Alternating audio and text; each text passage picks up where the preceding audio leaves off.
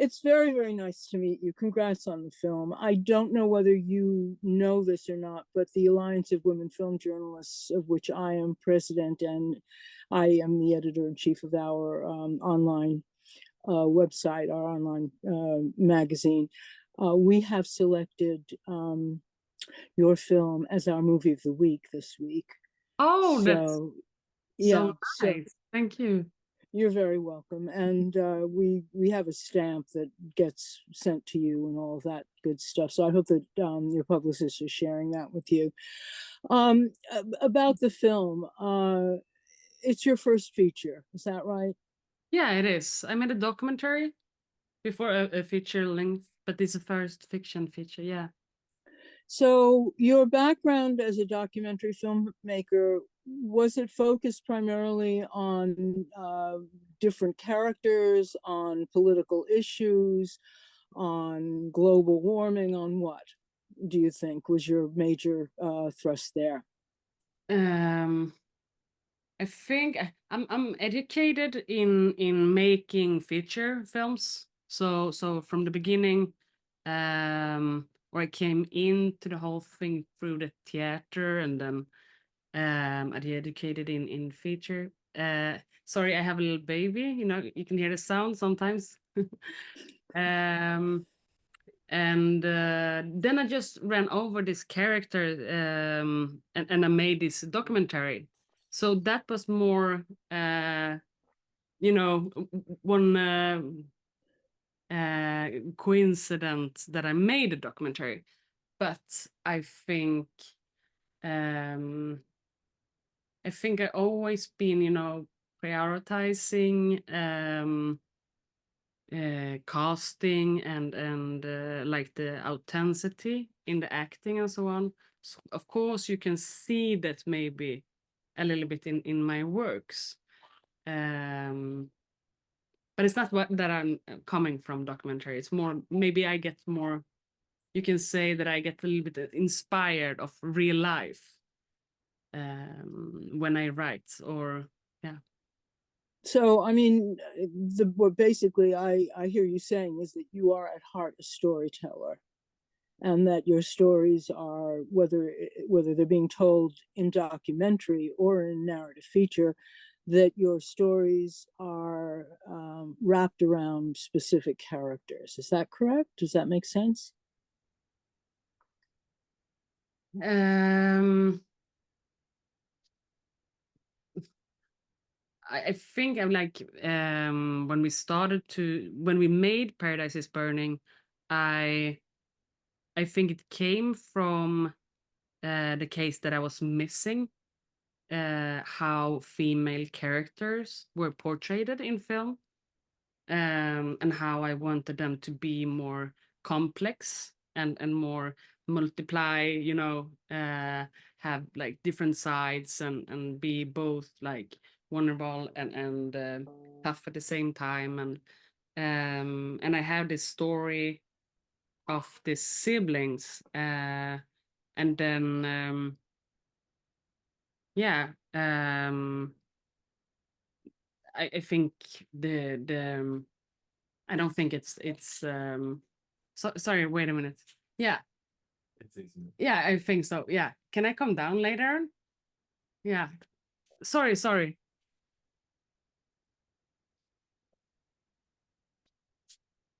Okay. I come down. No, is it okay if I do the interview and I come down later on with the computer to you? Yeah, please continue. Yeah. Can I be alone? Oh yeah. Yeah, thank you. Sorry. Okay. Sorry. Uh That's all right. a lot of people in here, and I was like, I can't think. So I needed to get the baby out and the the publicist. No Uh, need to explain. I understand. and so that was like how it began, and then it became this story about this bounds between the sisters, and I really wanted the story to be about these three different ages, Mm-hmm. 7 and 12 and 16, and because it's also like, I think Steffi, who's the youngest one, she's going from being a kid to becoming like a preteen, you know, and Mira, the middle sister, she's the preteen becoming a teenager, and Laura is leaving the teen, and she's becoming an adult.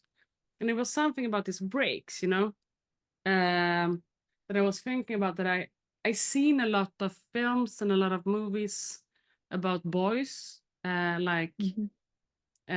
from boy to man, you know, how to learn to become a man, what is important in life, and blah blah blah. And I haven't really seen. I missed that in films. Well, I've seen some, like, but I really want to see more. And also, I wanted these kids or these children to be really human beings.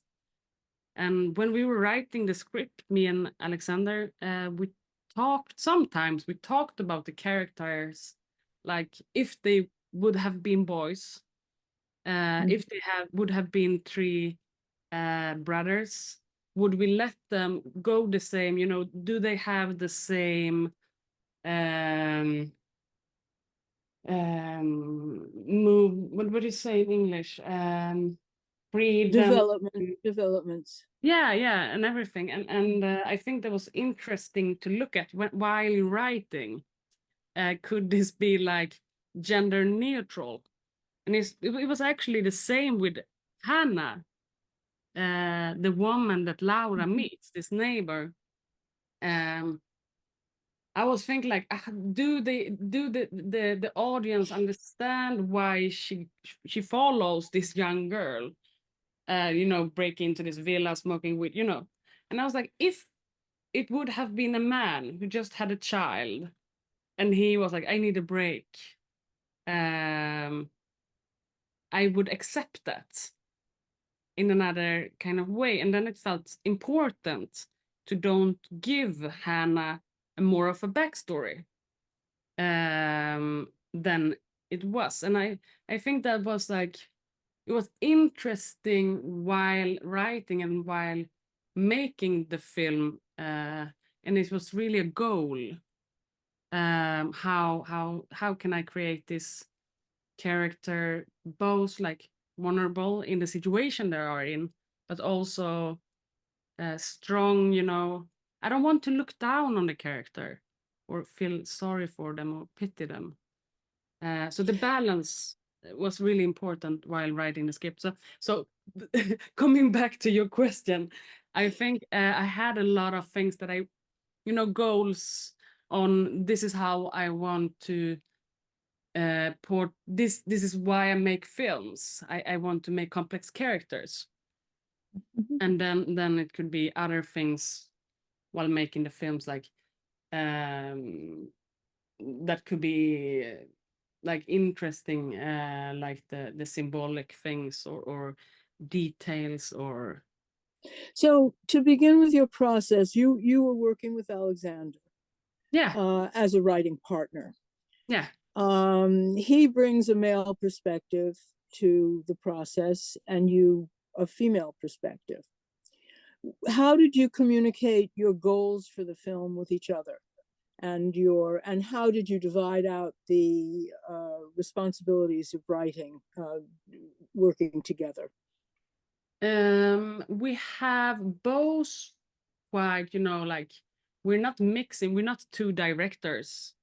It's Mhm. super clear that I am the director, but we are co-creators while writing.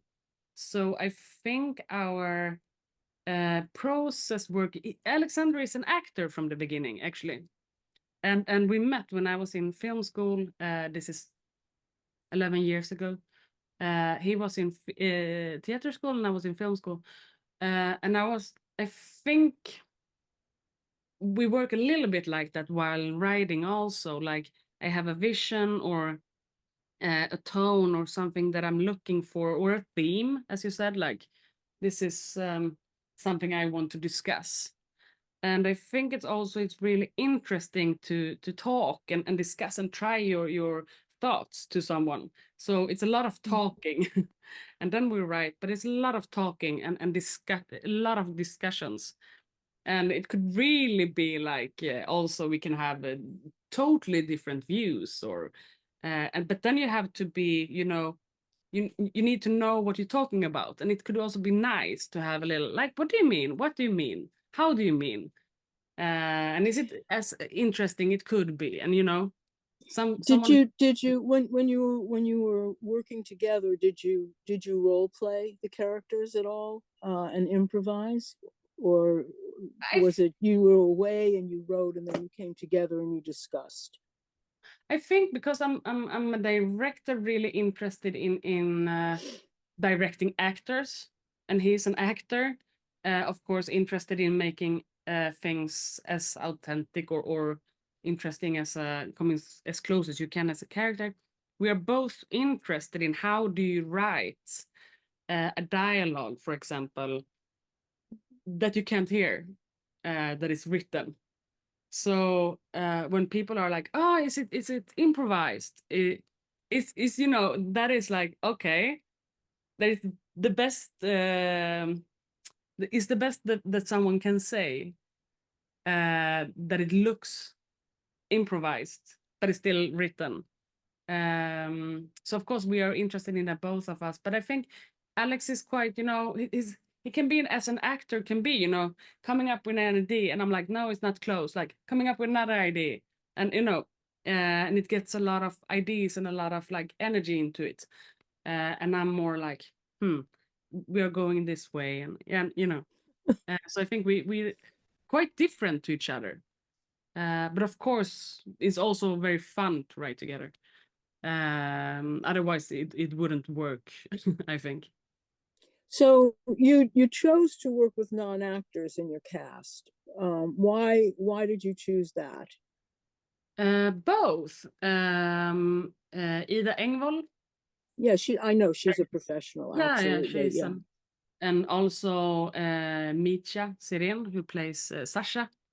This karaoke man is also a professional, and I think it's quite nice to mix first time actors or um um how, what do you call it, non-professional or first time with professional actors. It Mhm. gives a good energy to it, um, because I think that professional actors sometimes need to be a little bit like, okay, now we didn't do it the same way we did before. You know, it's creates a little energy to, and I think it's always good for first time actors to play together with With the professionals. professionals. So it's quite good to mix. I think it's How nice. did you but the three girls that you cast were non-actors and this was their first experience, and there's a Mm, lot of I mean they're carrying the film basically, so there's a lot of responsibility there that they may not understand, but you certainly as a director do understand. How did you first of all, how did you find them?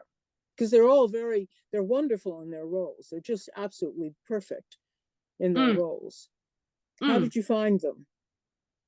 Um, I took 10 months. Um, I'm very as a director, I'm really interested in the casting process.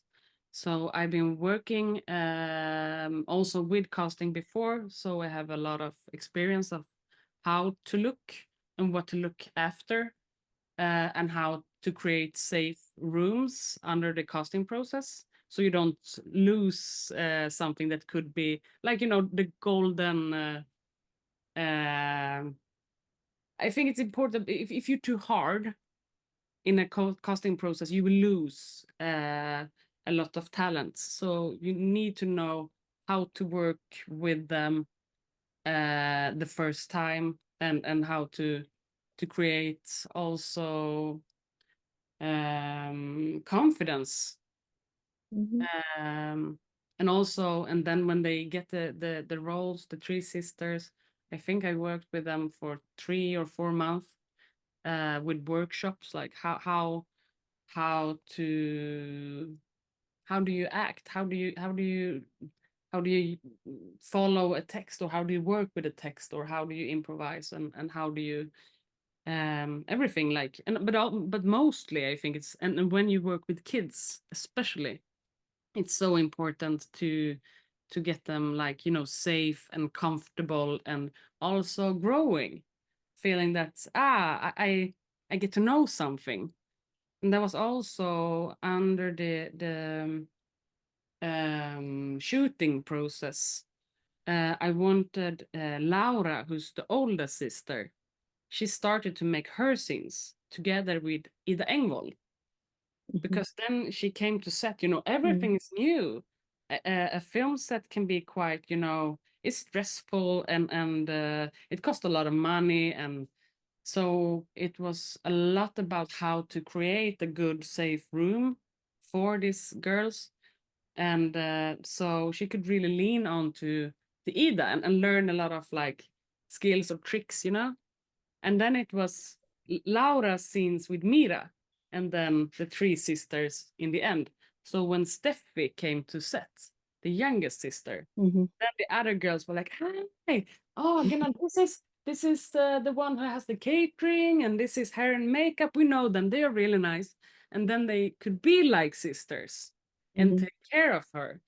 And I think that was quite. It worked really well, actually. It did work. Obviously, it worked very well because they're very good. But I'm trying to find out, to share with others who might want to try to do the same thing as successfully as you have, what the process was. So let's step back for a moment to when you were auditioning them. What was the audition like? If I walked in and I'm a 10-year-old, what and auditioning for this part, what do you say to me?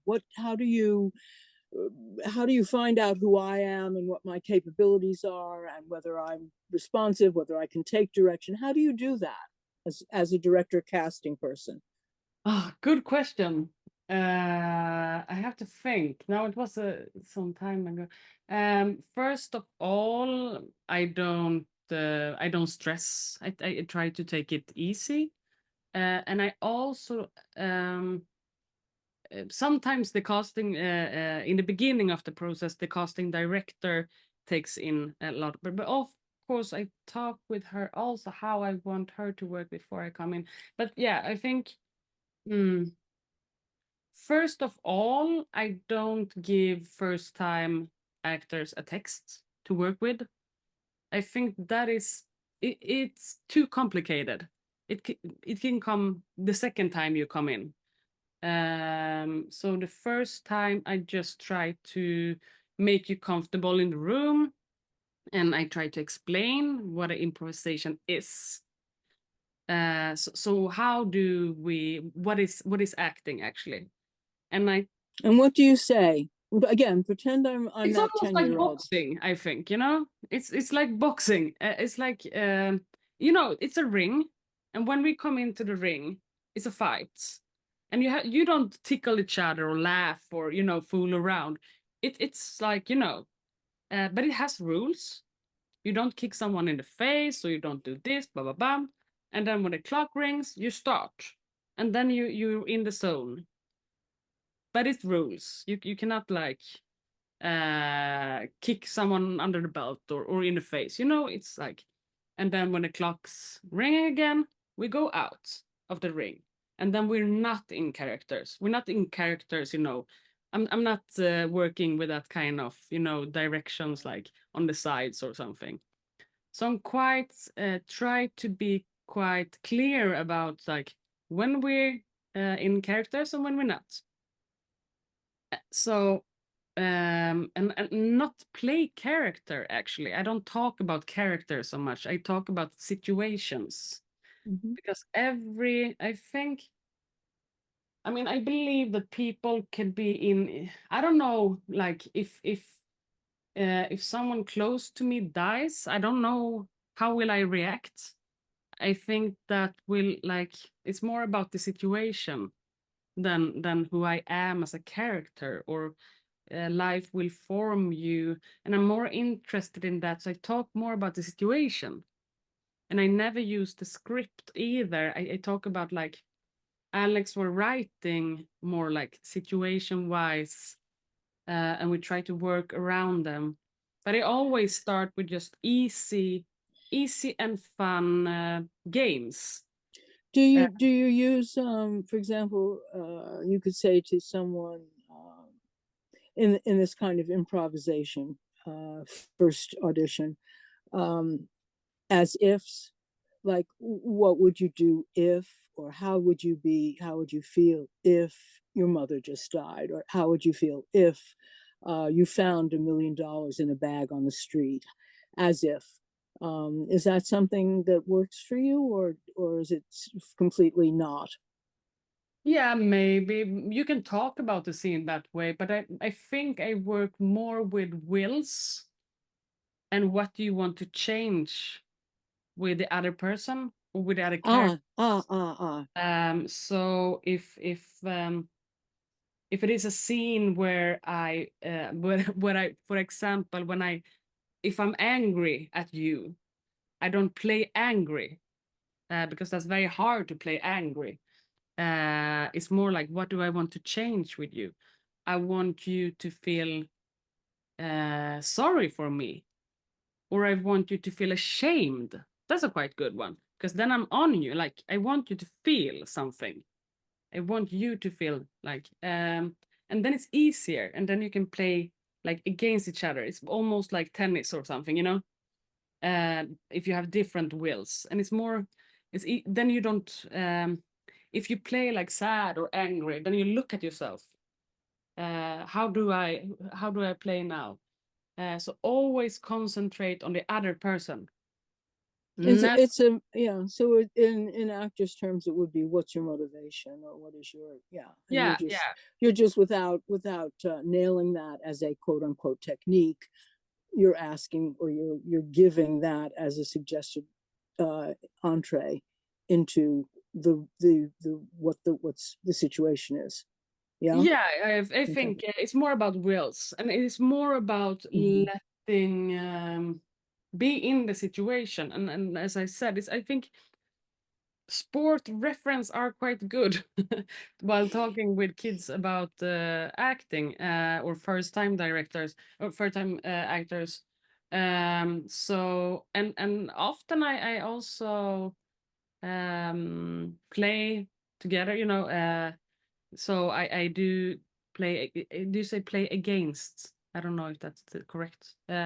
Play Against, off of, yeah, play off because I of, or think as a play in director response you to. should, yeah, as a director you should always be a little bit on the floor sometimes, because then you can feel, oh, sometimes, this is how it feels, under your skin when you're acting badly, or that was not a good direction that I gave to myself, and I also show them that okay, I'm also nervous. I don't know what this scene is gonna where it's gonna go, but we play together. I'm also here. I'm holding your hands. And that's also quite good, because I think if you just sit, on the other side of the table and give people, you make people nervous. Mm-hmm. It's a terrible way to go, like an idol. This, that's the worst thing you can do if you want to find talents, new talents. Opposite. Were there any moments in the shooting that were particularly difficult for them? Um, I think it was different because they are really different to each other. Mm-hmm. For example, Bianca, who plays Laura, she's really good at text, and she's really good at the directions and how to follow that. She needed more time about how to let go a little bit and go with a little bit of improvisation, or just go with an idea that she comes up with. And Dilvin, for example, the middle sister, she was really good at, like, improvisation came really easy to her. but follow instruction and remember, I need to walk there and then bam, and then you have the light there, and I look there. And that was something that came really easy for Bianca. And I remember I registered this quite early, even in the workshops. So I had them helping each other Mhm. a lot. Mm. Um, so I think that Like was sisters. something, yeah, but that was something that they really struggled a little bit with under like, but I remember the developments both through the workshops time and shooting time.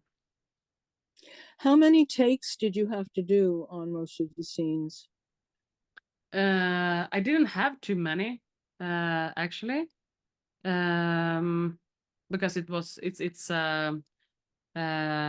of course you always want to, I mean for every film you do, I think every director wants time on editing and time on sets with the actors. And we didn't have too much, so I needed to know quite Mhm. exactly what I wanted, what I was looking for, not exactly what to do, because I think you should always have a little bit of a unknown, not knowing. It should be a creative process. Do Otherwise, you think your background in documentaries formed this approach or helped to form this approach? Because when you're a documentary, you don't really know what's going to be happening, and you have to be fluid enough to respond and to know when the moment is that is happening and that's going to be crucial in the storytelling. So do you yeah, think that background actually sort of trained you in this process to work with yeah, these kids? yeah. Maybe you get a kind of confidence, or in Swedish we say ice in your stomach if you play cool. To be cool about like I gonna see it, and when I see it I know it, and to listen and to look and just follow, and there it is, and then go de ba ba bam. And maybe that's how you work a little bit as a documentary filmmaker. Yeah, the process maybe. But I went to we have two film schools in Sweden. One in Stockholm, that is more like Bergman kind of school, and the one on the west coast is Gothenburg. Is the one that Ruben Östlund, and it's more like Bo Widerberg, French New Wave kind of school. And I went to the west coast one, and I think we are more. The education is also more like, it doesn't matter if you make a documentary or feature film. It's more like what do you want to tell and how do you work with that. And we don't. I remember one of my professors. That's also maybe there where the sport reference comes from. He talked about like if you're good at, if your left hand is strong and your right hand is weak, don't train your right hand. Like just try, let's train your strong hand, and this is what you're good at, because we don't need Makes filmmakers. sense. You can do like a little bit of everything, then everything is just plain. So you train what you're good at, and what you're not good at, like then you're gonna fix that in some kind of other way, like it will sort itself out. But what is special for you? Switching to a slightly different subject, it's the film and what are the takeaways from it actually. But the film is has quite an impact and seems to represent um, some issues, some political concerns, if you will, social concerns. Are these concerns, what would you say they are specifically, and how does the film reflect what's going on now in Swedish politics and culture? I think the film is more about it's more about this character, I think. it's not. Um, But is she typical of a Swede? Is this what's happening in Sweden now? Is there a lot of this kind of the social services bureaucracy and the people who are kind of disenfranchised? We tend to think of Sweden as being very socially conscious and very quote unquote together in mm, its treatment of citizens and its policies. Um, and also very socially conscious of the need for this kind of civilized approach. But what you're showing in the film is that there are cracks there, or it seems that there are cracks there that are occurring. Is that a change? Is that something new? Is it current? What does it mean? I think it is. It's a bigger topic. I like shortly. I should say that the film is not commenting the political issue in Sweden. Um, it is um, it is more about these three characters and these three girls and how they are portrayed, and also it's more what I've focused on is more about like how life is and how it can be hard, and of course it could be that way in Sweden also. And people and things like, I mean, right now we have a right wing I Government. mean, yeah. Yeah. So things are not as it was in Sweden before, but it's another discussion. I think it's not really commenting in the film. Okay. Yeah. Uh, understand. What do you want people to take away from the film? What do you want viewers to take away from the film? Um,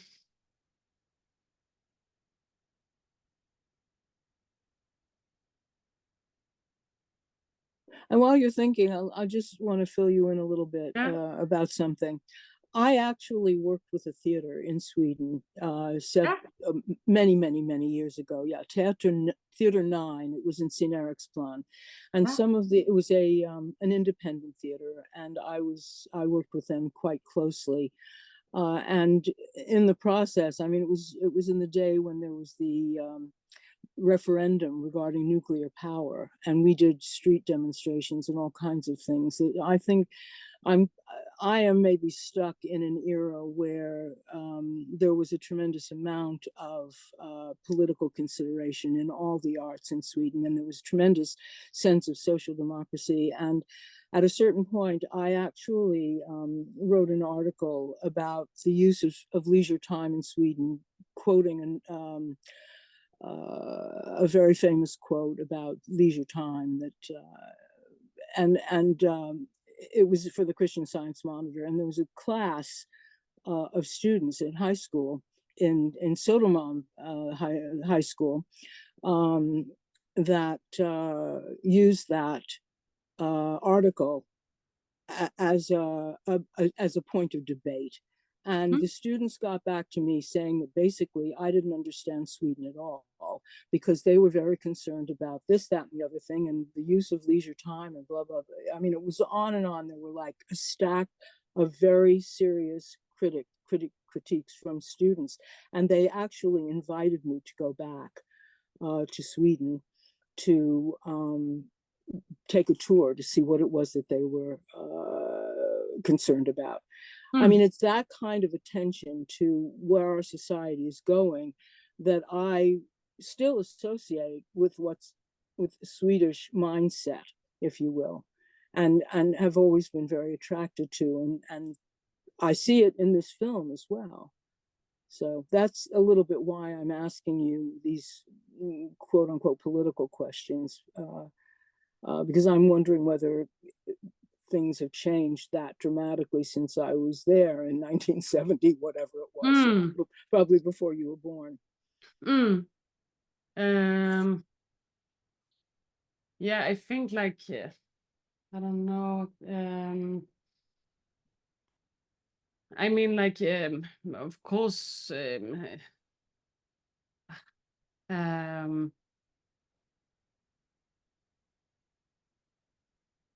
I mean, like, no, I don't know exactly what to answer. I mean, I can answer as a what I think about the political environment, but I'm not really sure how to put it together with a film, because the film is I don't know if people think that it's just social equal.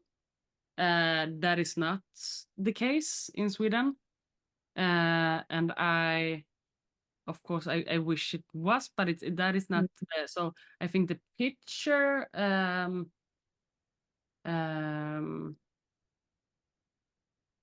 I mean, you always have to fight for democracy, or I mean, like in the US now, maybe you're losing the right to make abortion, for example. I mean, of course, nothing is given to you. Free school, or free um, healthcare or anything. But Sweden came quite long with this social project. Democracy, yeah. Um, but they have also been selling things out. So people are now standing on the. I mean, we have poor people in Sweden, and also places where the school doesn't work, and so on. So it's not like, but it's not when I made the film. It was not that I was like, I want to show the world that Sweden is not perfect, because for me that is just how it is, you know. Yes, Uh, I understand. uh, Yeah. I don't uh, mean to stress you or press you on it too far. I just wanted to explain where I was coming from, because it's, yeah, yeah, yeah, and I you know, think it's we're all, interesting. I'm just I mean, thinking about like artists, how yeah, it's. art is just so I can talk impactful. like Yeah. um but I think like, yeah, because as you said, like what to take with you while like walking out of the cinema. I'm quite I'm just film wise. I'm not. I think like I'm more interested in, as I said, when I come back to this, like how do I portray female characters? I'm more interested in making people like, I also want to make a film, or because I seen this kind of characters and they reminds me of me, or blah blah blah, and it gives like power. um and Yes. but I don't. It's not like, this is what I want you to think about Sweden, and here I give you an answer. Hmm. I want the audience to when people are writing to me like, I saw this film and I saw this or I saw that. It could be different things, and I think that's quite important for me. Then I'm really interested in um, how how I can change the pictures of, um, for example, female characters. More than talking about special political issues, maybe. But of course, I mean, my next movie is also, yeah, it's both. I can't wait to see it. Yeah. I want to ask you about the situation for female filmmakers in Sweden. Swedish Film Institute has been very progressive in making demands, if you will, for lack of a better way to put it, of festivals for more gender parity. And they've really been leading the way. And I wonder whether you have found or you think that there's been progress made in female representation in film in Sweden that's up to the point where you as a female filmmaker would like to see women's representation in front of and behind the cameras, and have equal opportunity to see your films distributed worldwide? I think mostly what I think is really like important is that the film schools does not cost. Yeah. So Mika, I mean, just I mean, for us in America, for female filmmakers, I mean, our impression is that film making in Sweden for women is a kind of nirvana. Is that the case, or was it very hard for? Is it hard for you to put together a film? And do you feel that there are extra challenges because you are a woman, or not? Um, I mean, it's both like I would almost say like I mean the patriarchy is also existing in Sweden, but it's you know it's also, as I said, like the economic. I mean everything is also economy, right? It comes everything leads also back to economy. So for example, I think one thing is that is really important is that the film schools are free. Otherwise, it's just people who comes from money maybe who can afford, and then you don't get like this different people into film. But we had a lot of people who been fighting for female directors to come through. And I totally remember, for an example, I remember when I saw Gabriela Pichler. I think it was 2010 when she won her Swedish Oscar for Eat, Sleep, Die. And I remember when I saw her do that, that I felt like maybe I can do this too. Well, I And think you can certainly do it too. so of course representation is also a key. And then I get to know Gabriela, and I worked as a casting with her on her second film. So she became a mentor, and now she's a good friend of mine. So I think economy and representation is also important keys in this map of equal storytelling. But it's Yeah. also something we can talk about like for a long time. I know, and time is very short. Just tell me very briefly, what is your next project that you're working on? You said you've mentioned that you've got something coming up.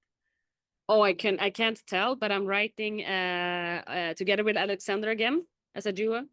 And I really hope that you can see my filmmaking, like this poetry and punk coming through in our next project. And you always want to make it harder for yourself, because otherwise you don't you want something to to be a little like how can we do this interest blah blah blah. So it's very interesting to write it right now. And yeah, I can't say too much, but yeah, we're on it actually.